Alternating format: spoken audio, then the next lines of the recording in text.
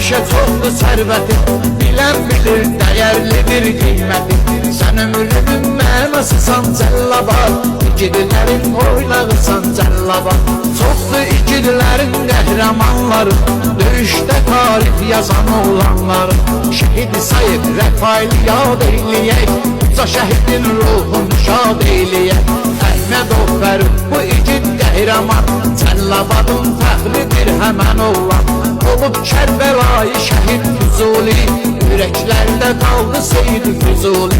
Oğulların canını qurban dedi, ki yaşasın Azərbaycan dedi. Cəmi şəhidlərimizə rəhmət olsun, qazi igidlərimizə hörmət olsun. Neysə əziz gözəl Cəllabaddılar, qəlbimizdə xar olmasın arzular.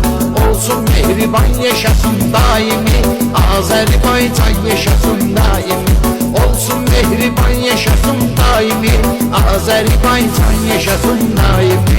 Al günəşli bir səhərdir Cəllabad, gül çiçəkli bir şəhərdir Cəllabad.